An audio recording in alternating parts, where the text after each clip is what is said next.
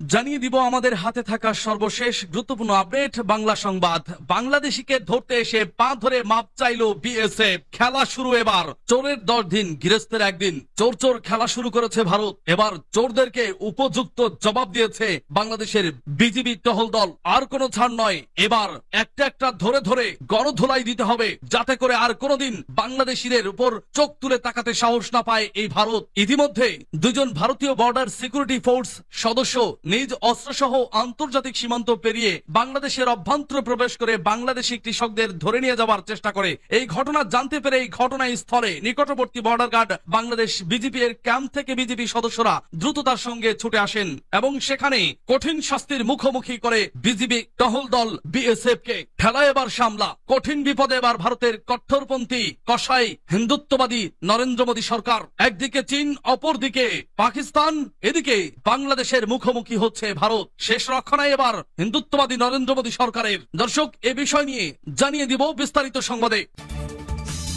এরপর জানিয়ে দিব বাংলাদেশের আগামীর প্রধানমন্ত্রী নাহিদ ইসলাম বলছে হাসনাত।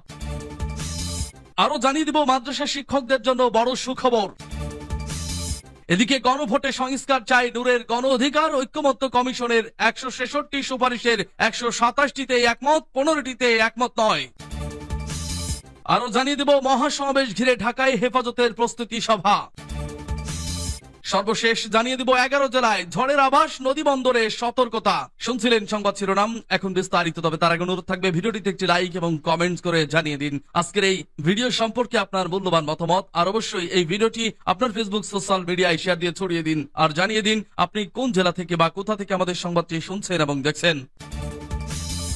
বাংলাদেশিকে ধরতে এসে পা ধরে মাপ চাইল বিএসএফ। আন্তর্জাতিক সীমান্ত পেরিয়ে বাংলাদেশের অভ্যন্তরে প্রবেশ করে বাংলাদেশি কৃষকদের ধরতে এসে ভারতীয় বর্ডার সিকিউরিটি ফোর্সের 2 সদস্য মাপ চেয়েছেন। মঙ্গলবার প্রবাসী অনুসন্ধানী সাংবাদিক জুলকারনাইন সায়ের খান স্বামী নিজের ভেরিফাইড ফেসবুক আইডিতে এ সংক্রান্ত একটি ভিডিও পোস্ট করেছেন। সেখানে তিনি ভিডিওর ক্যাপশনে বিএসএফ সদস্যদের মাপ চাওয়ার বিষয়টি উল্লেখ করেন। পোস্ট তিনি লেখেন, অতি সম্প্রতি 2 জন ভারতীয় বর্ডার সিকিউরিটি ফোর্স সদস্য নিজ অস্ত্রসহ আন্তর্জাতিক সীমান্ত পেরিয়ে বাংলাদেশের অভ্যন্তরে প্রবেশ করে বাংলাদেশি কৃষকদের ধরে নিয়ে যাওয়ার চেষ্টা করে। এই ঘটনা জানতে পেরে এই ঘটনাস্থলে নিকটবর্তী বর্ডার গার্ড বাংলাদেশ এর ক্যাম্প থেকে বিজেপি সদস্যরা দ্রুততার সঙ্গে ছুটে আসেন। তিনি আরো লেখেন, সাধারণ জনতা ও বিজেপি সদস্যরা তাদের অস্ত্রসহ ধরে ফেলে 2 বিএসএফ জওয়ানকে। পরবর্তীতে ক্ষমা প্রার্থনা করায় যথাযথ প্রক্রিয়া অনুসরণ করে তাদের বিএসএফ কর্তৃপক্ষের কাছে হস্তান্তর করা হয়। কমেন্ট সেকশনে জুলকারনাইন সায়ের খান উল্লেখ করেছেন,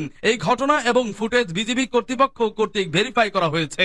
ভিডিওতে দেখা যায় নিজেদের রক্ষা করতে 2 বিএসএফ সদস্য বাংলাদেশ সীমান্তের অতন্ত্র প্রহরী বর্ডার গার্ড বাংলাদেশের 2 সদস্যের সঙ্গে ধস্তাধস্তি করেছেন। এক পর্যায়ে বিএসএফ এর ওই 2 সদস্য মাটিতে পড়ে যান। তারপর বিজিবির সদস্যদের পা ধরে কাকুতি মিনতি করেন। এই ঘটনার ভিডিওটি ইতিমধ্যেই সামাজিক যোগাযোগ মাধ্যমে ছড়িয়ে পড়েছে। বাংলাদেশের আগামীর প্রধানমন্ত্রী নাহিদ ইসলাম বলছে হাসনাত। জাতীয় নাগরিক পার্টির আহ্বায়ক নাহিদ ইসলামকে বাংলাদেশের আগামীর প্রধানমন্ত্রী আখ্যা দিয়ে তাকে জন্মদিনের শুভেচ্ছা জানিয়েছেন দলটির দক্ষিণাঞ্চলের মুখ্য সংগঠক হাসনাত আব্দুল্লাহ। সোমবার বিকেলে নিজের ভেরিফাইড ফেসবুক পেজে এক পোস্টে নাহিদ ইসলামের সঙ্গে তোলা একটি ছবি পোস্ট করে ক্যাপশনে হাসনাত আব্দুল্লাহ লিখেছেন, শুভ জন্মদিন বাংলাদেশের আগামীর প্রধানমন্ত্রী নাহিদ ইসলাম। উল্লেখ্য, বৈষম্য বিরোধী ছাত্র জনতা আন্দোলনের অন্যতম প্রধান মুখ ছিলেন নাহিদ ইসলাম। রক্তক্ষয়ী এই আন্দোলনে আওয়ামী লীগ সরকারের পতনের অন্তর্বর্তী সরকারের ডাক, টেলিযোগাযোগ ও তথ্য প্রযুক্তি মন্ত্রণালয় এবং তথ্য সম্প্রচার মন্ত্রণালয়ের উপদেষ্টা হিসেবে দায়িত্ব পালন করেছেন তিনি। পরে গত 25শে ফেব্রুয়ারি জাতীয় নাগরিক পার্টিতে যোগদানের উদ্দেশ্য উপদেষ্টার পদ ছাড়েন নাহিদ। অন্যদিকে হাসনাত আব্দুল্লাহ বৈষম্য বিরোধী ছাত্র জনতা আন্দোলনের অন্যতম পরিচিত মুখ, বর্তমানে জাতীয় নাগরিক পার্টির দক্ষিণাঞ্চলের মুখ্য সংগঠক হিসেবে দায়িত্ব পালন করছেন তিনি। মাদ্রাসা শিক্ষকদের জন্য বড় সুখবর। বেসরকারি মাদ্রাসা শিক্ষক কর্মচারীদের এপ্রিল মাসের এমপিওর চেক ছাড় করা হয়েছে। মঙ্গলবার মাদ্রাসা শিক্ষা অধিদপ্তরের উপপরিচালক অর্থ ডক্টর KM শফিকুল ইসলামের সই করা বিজ্ঞপ্তিতে এ তথ্য জানানো হয়েছে। বিজ্ঞপ্তিতে বলা হয়েছে, এমপিওভুক্ত মাদ্রাসার শিক্ষক কর্মচারীদের বেতন ভাতা সরকারি অংশের 4টি চেক অনুদান বন্টনকারী অগ্রণী ও রূপালী ব্যাংক লিমিটেডের প্রধান কার্যালয় এবং জনতা ও সোনালী ব্যাংক লিমিটেডের স্থানীয় কার্যালয়ে হস্তান্তর করা হয়েছে। শিক্ষক ও কর্মচারীরা 2025 সালের 1 মের পর থেকে সংশ্লিষ্ট ব্যাংক থেকে বেতন ভাতার সরকারি অংশের টাকা তুলতে পারবেন। প্রতি মাসে সরকার ব্যাংকের মাধ্যমে এমপিও ভুক্ত শিক্ষকদের বেতনের একটি অংশ পরিশোধ করে। এমপিও হলো মান্থলি পে অর্ডার বা মাসিক বেতন আদেশ, যার মাধ্যমে বেসরকারি শিক্ষা প্রতিষ্ঠানের শিক্ষক ও কর্মচারীদের বেতন ওই প্রতিষ্ঠানের বদলে পরিশোধ করে সরকার। গণভোটে সংস্কার চাই নূরের গণ অধিকার ঐক্যমত্য কমিশনের 166 সুপারিশের 127টিতে একমত, 15টিতে একমত নয়। গণভোটের মাধ্যমে সংস্কারের বৈধতা চায় গণ অধিকার পরিষদ। দলটি জাতীয় সাংবিধানিক কাউন্সিল গঠন, প্রধানমন্ত্রী পদ 2 বারের সীমাবদ্ধ রাখা ও দ্বিকক্ষ বিশিষ্ট সংসদের সুপারিশে একমত হয়েছে। সুপারিশ করেছে গঠনের 3 বছর পর নিবন্ধন পাবে রাজনৈতিক দল। সোমবার সংসদে জাতীয় ঐক্যমত্য কমিশনের সঙ্গে সংলাপে এইসব মতামত ও সুপারিশ তুলে ধরে গণ অধিকার দলটির সভাপতি নুরুল হক নূর বলেন, সংস্কার কিংবা জুলাই সনদকে ভবিষ্যতে যাতে কেউ চ্যালেঞ্জ বা বাতিল করতে না পারে সে সিদ্ধান্ত গণভোটে চূড়ান্ত করতে হবে। দ্রুত নির্বাচনের দাবি করা বিএনপি আগামী সংসদে সংস্কার বাস্তবায়ন চায়। নুরুল হক নূরও সম্প্রতি কয়েকবার ডিসেম্বরের মধ্যে নির্বাচনের দাবি তুলেছেন। গতকাল সংলাপের পর নূর বলেন, গণভোটের পরে জাতীয় নির্বাচনের আশা করে যেসব সুপারিশে রাজনৈতিক দলগুলোর ঐক্যমত্য হবে সেগুলো বর্তমান সরকারের অধীনেই বাস্তবায়ন চায় গণ অধিকার। বাকিগুলো নির্বাচিত সরকার এসে করবে। সাংবিধানিক প্রতিষ্ঠানের নিয়োগে প্রধানমন্ত্রীর একচ্ছত্র ক্ষমতা খর্বে এনসিসি গঠনের সুপারিশে গণ অধিকার একমত জানিয়ে নূর বলেন, কাউন্সিলের পরিবর্তে পরিষদ নামকরণের প্রস্তাব করেছি। সুপারিশে বলা আছে এনসিসি প্রধান বিচারপতি, অ্যাটর্নি জেনারেল, 3 বাহিনীর প্রধানগণ ও প্রধান উপদেষ্টার নিয়োগ দেবে।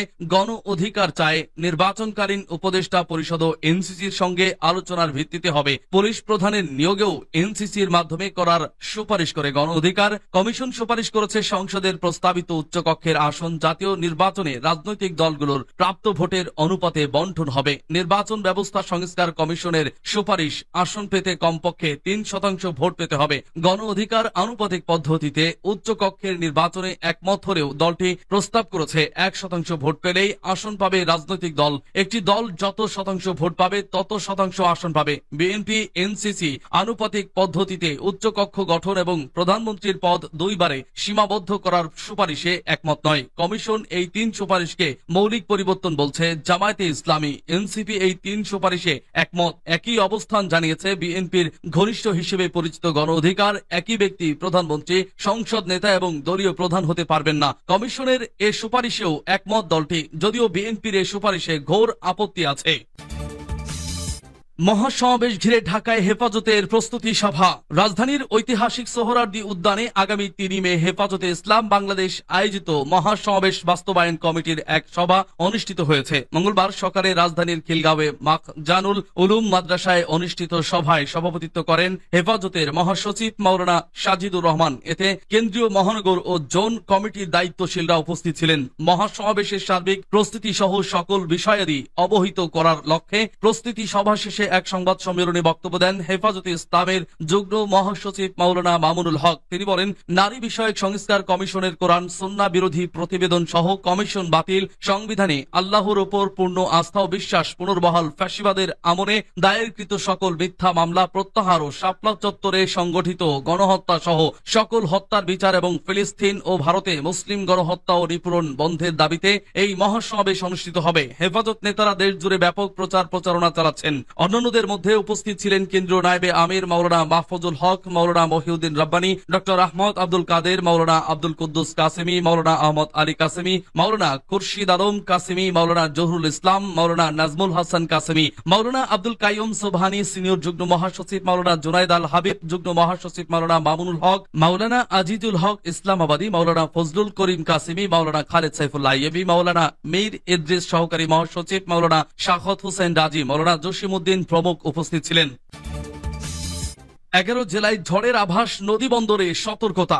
আজ রাতের মধ্যে দেশের 11 জেলার উপর দিয়ে ঝড় বয়ে যেতে পারে বলে জানিয়েছে আবহাওয়া অধিদপ্তর। এ সময় বাতাসের গতিবেগ ঘন্টায় 60 কিলোমিটার হতে পারে বলে জানানো হয়েছে। মঙ্গলবার বিকালে অভ্যন্তরীণ নদী বন্দরগুলোর জন্য দেওয়া সতর্ক বার্তায় এ তথ্য জানানো হয়। এ সময় জেলার নদী বন্দরগুলোতে 1 নম্বর সতর্ক সংকেত দেখাতে বলেছে আবহাওয়া অফিস। সতর্ক বার্তায় আবহাওয়া অধিদপ্তর বলছে, রাজশাহী, চট্টগ্রাম, ময়মনসিংহ, সিলেট, টাঙ্গাইল, পাবনা, বগুড়া, পটুয়াখালী, কুমিল্লা, নোয়াখালী ও কক্সবাজারের উপর দিয়ে পশ্চিম ও উত্তর পশ্চিম দিক থেকে ঘন্টায় 45 থেকে 60 কিলোমিটার বেগে অস্থায়ীভাবে দমকা ঝড়ো হাওয়া সহ বৃষ্টি অথবা বজ্রবৃষ্টি হতে পারে। এদিকে আবহাওয়া পূর্বাভাসে বলা হয়েছে আগামী কয়েকদিন দেশের সব বিভাগে অস্থায়ীভাবে দমকা হাওয়া সহ বিদ্যুৎ চমকানো বা বৃষ্টি অথবা বজ্র সহ বৃষ্টি হতে পারে। আগামী সপ্তাহে দেশ জুড়ে বৃষ্টিপাতের প্রবণতা কমতে পারে, ওই সময় বাড়তে পারে তাপমাত্রা।